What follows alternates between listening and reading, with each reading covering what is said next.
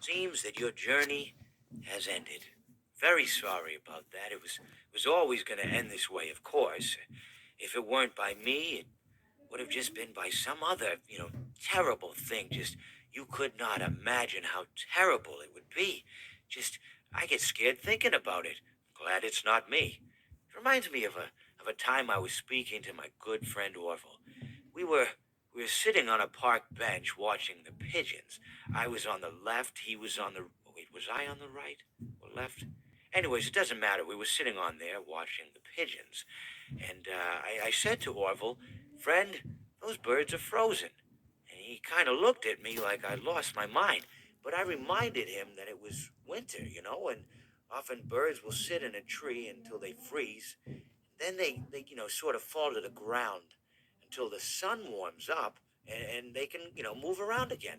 So I said to Orville, you might as well save those breadcrumbs until the birds thaw because they can't very well enjoy them in the condition they're in. To which he asked what I meant, and asking what condition the crumbs should be in before he threw them to the birds, assuming that I meant the birds couldn't enjoy the breadcrumbs in the condition that the crumbs were in, when in fact I had meant the birds could not enjoy them in the condition that the birds were in, considering that the birds were frozen. So he took a moment and then threw his last handful onto the ground. I said to him, Orville, why did you throw the breadcrumbs to the birds when I just told you they're frozen? To which he responded, the breadcrumbs are not frozen. Again, misunderstanding my words. I didn't mean to say that the breadcrumbs were frozen when I said I told you they're frozen. I'd been referring to the birds.